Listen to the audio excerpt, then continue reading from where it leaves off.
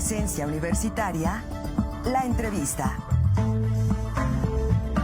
Un punto de encuentro para el análisis y la reflexión.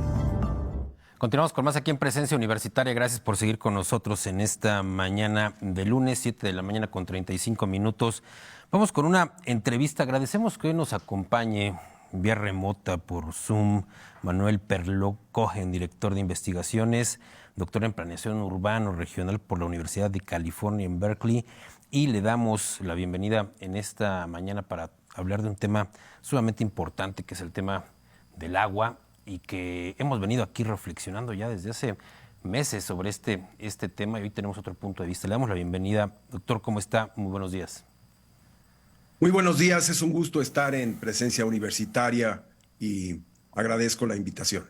Doctor, justamente, primero me parece que lo más importante es poner en claro si estamos en una situación ya de crisis por el tema del agua en el mundo, porque hemos escuchado aquí diferentes puntos de vista, quienes dicen que sí, estamos en un punto de crisis, y otros que señalan pues que no tanto, pero que se trata más bien de una situación que algunos están tratando de señalar o de poner en la mesa como si estuviéramos ya en una crisis hídrica. ¿Cuál es la realidad para usted, doctor? ¿Estamos hoy en una situación ya de crisis?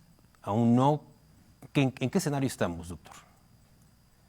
Bueno, yo considero que desde hace muchos años la situación del agua en nuestro país, y también podemos decir a nivel internacional, está en una situación crítica.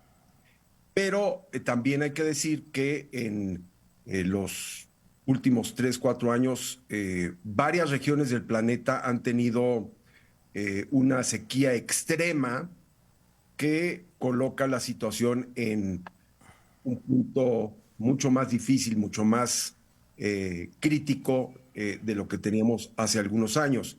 Esto no significa ni que nos vayamos a quedar sin agua, ni que estemos ante una catástrofe apocalíptica en donde la gente verdaderamente se está peleando por un litro de agua. No, no estamos en esa situación, pero sí estamos en un momento en el que la sequía afecta a la economía a nivel mundial. Por ejemplo, la producción de granos en el planeta ha disminuido en parte por el problema de la sequía. Han muerto millones de cabezas de ganado.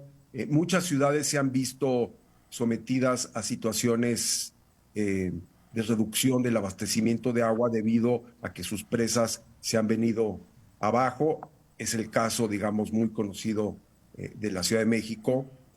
Y no vamos a enfrentar, digamos, una catástrofe, pero sin duda que estamos en una situación en donde la falta de mantenimiento de los sistemas del agua, la falta de inversiones, el uso ineficiente, el robo del agua, conjuntamente con las condiciones climáticas, pues sí han generado una situación objetivamente difícil y que no podemos ocultar. Entonces, tenemos que ir a las causas del problema y tratar de resolver lo que está mal para que en caso de que las condiciones climáticas sigan siendo adversas, nosotros podamos tener una mejor respuesta frente a estos fenómenos. No es casualidad que este año la Organización de las Naciones Unidas haya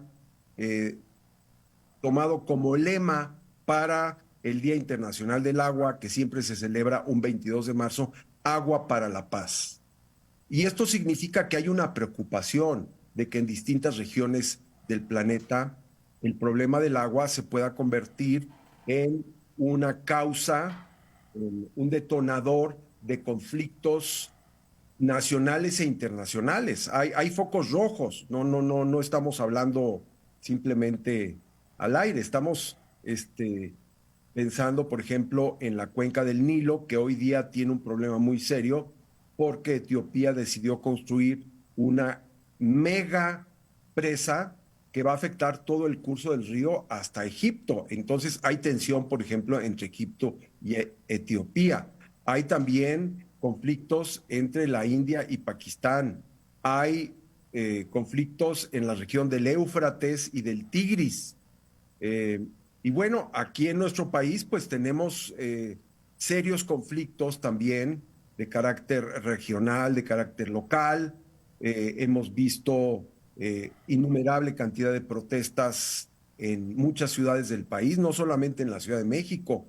Y pues esto nos lleva a pensar que sí hay un estrés muy fuerte en torno al abastecimiento de agua y que debemos de ocuparnos y no actuar en forma reactiva ya una vez que los conflictos, digamos, están ahí, ¿verdad? Decía el gran sabio Benjamin Franklin que la necesidad jamás dio la posibilidad de un buen acuerdo.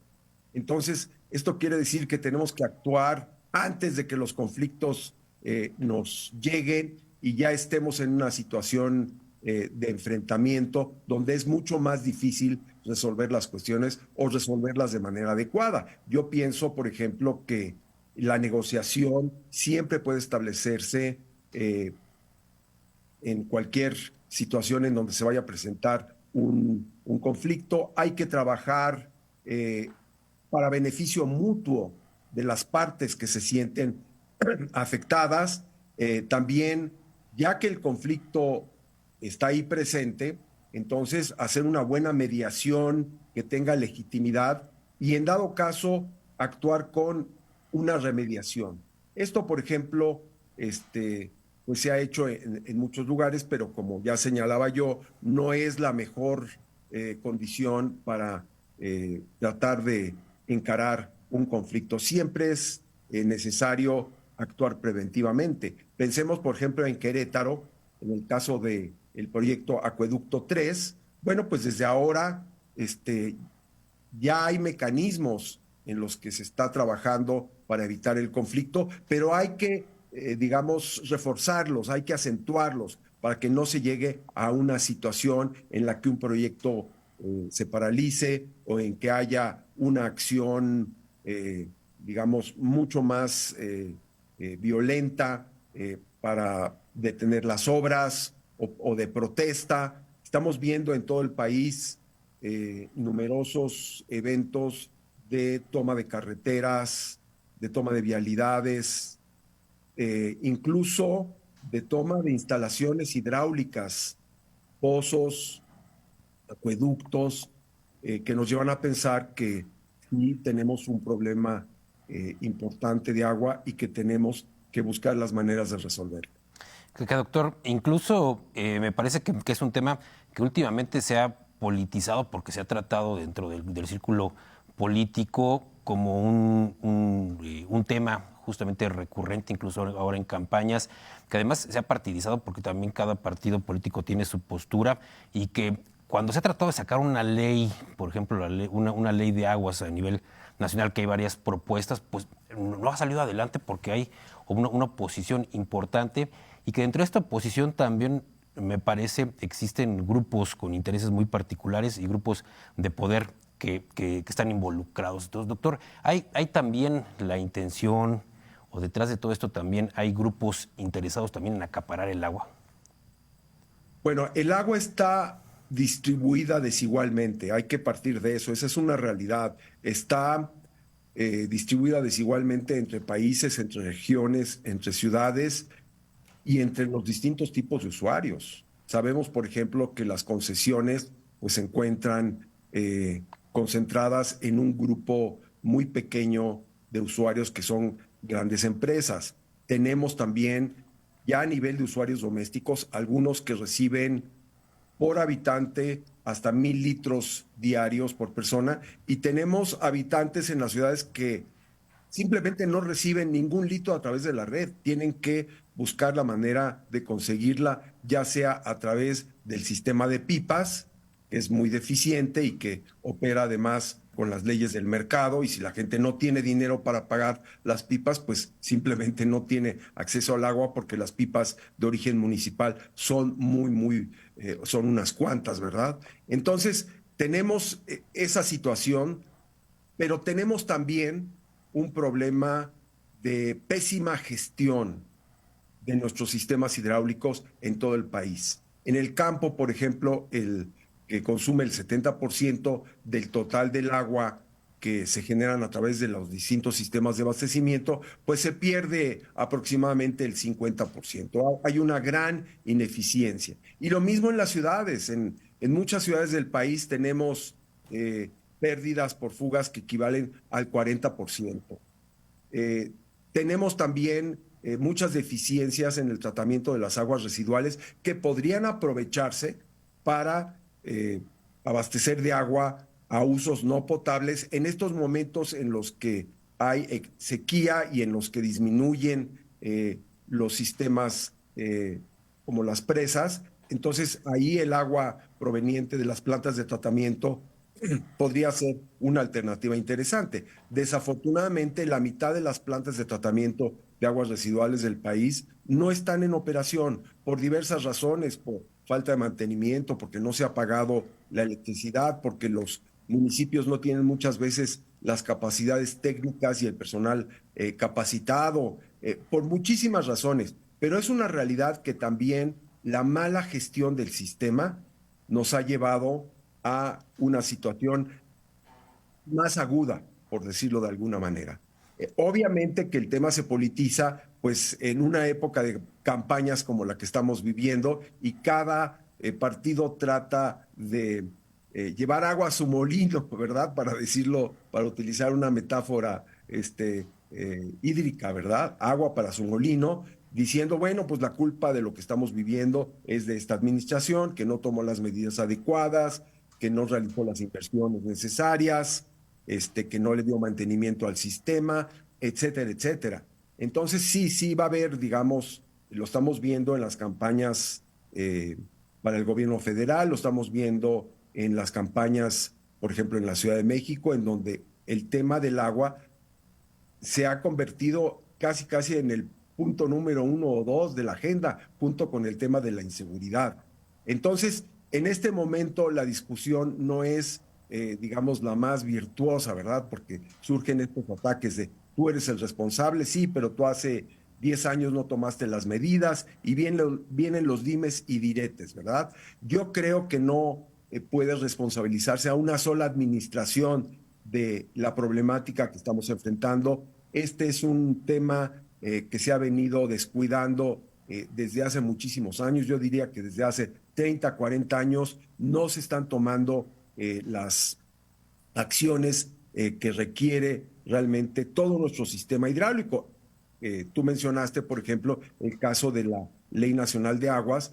Esta data del año 1992 y efectivamente se han dado discusiones en la Cámara de Diputados, en organizaciones académicas y en distintos foros para hacer una propuesta nueva de Ley Nacional de Aguas y no se ha logrado. Y bueno, aquí también ha habido un tema de falta de voluntad política porque ya existían varias alternativas y no se hizo una buena negociación. Ahí está el tema de la negociación para llegar a un consenso, que no es fácil. Yo no digo que sea sencillo llegar a un consenso, no se trata de que 10 personas se sienten en una habitación y redacten la ley, no, son discusiones, son acuerdos a los que se tiene que llegar, pero necesitamos una nueva legislación, porque cuando no ocurre esto, entonces las inercias más negativas son las que suelen predominar en el funcionamiento del sistema y estas inercias negativas pues son realmente muy dañinas, muy destructoras y además es una ocasión también para que los grupos oportunistas, los grupos incluso criminales se aprovechen de una situación y entonces lucren más con el agua, haya más robos, haya destrucción de infraestructura. Es muy impresionante el daño que los grupos criminales y simplemente los guachicoleros del agua le han causado al sistema hidráulico en detrimento del funcionamiento de nuestros sistemas. Por decir algo, simplemente en el Cutzamala, que hoy, por cierto, dos de las presas más importantes, que son Villa Victoria y Valle de Bravo, que están en el Estado de México, ya están en día cero. Esto quiere decir que ya no le están mandando agua a la Ciudad de México. Y si no llueve, podríamos tener una situación en la que todo el sistema Cutzamala entrara en un día cero, es decir, en un momento en el que ya no puede enviar agua a la Ciudad de México. Lo que sería, digamos, bastante grave, no catastrófico, porque la Ciudad de México depende en un 70% de agua de origen subterráneo y esta no está afectada o tan directamente afectada por el tema de la sequía. Pero bueno, tenemos, por ejemplo, ya desde ahora, y creo que varios de los candidatos han hablado de una nueva ley nacional de aguas. Hay que ponerse a trabajar y hay que sacarla, digamos, en los primeros momentos de la próxima administración. No hay que esperar, porque si dejamos simplemente las cosas a esta inercia, pues entonces los efectos más negativos van a tender a prevalecer. Entonces, sí es un tema muy político y qué bueno que los candidatos y las candidatas están discutiendo el tema del agua y lo están colocando en un punto muy importante de la agenda. Pero necesitamos que nos digan exactamente cómo van a poder lograr las metas que están proponiendo, porque muchos de ellos están proponiendo metas realmente muy ambiciosas. Agua para todos, cumplimiento del artículo 4 de la Constitución. Todo eso está muy bien, pero que nos digan exactamente cómo lo van a hacer, cómo se van a financiar las obras y con qué mecanismos administrativos se van a desarrollar estas acciones, porque eso creo que todavía no está muy claro. Excelente, doctor. Se nos terminó el tiempo, desafortunadamente, pero le agradecemos mucho que nos haya atendido, muy esclarecedor todo lo que nos expone. Le agradecemos mucho y, por supuesto, esperemos poder platicar en otra ocasión, ya cuando haya terminado estas campañas, ya cuando haya un plan, una estrategia justamente presentada en el tema del agua y también para ver cómo continúa el tema de la sequía. Le agradecemos mucho, doctor. Muchas gracias a ustedes por el interés y por la invitación. Siempre estar en presencia universitaria es muy grato para otro universitario de la UNAM, como es mi caso. Muchas gracias, doctor Manuel Perló Cohen, director de investigaciones y doctor en planeación urbana. Gracias. Continuamos con más.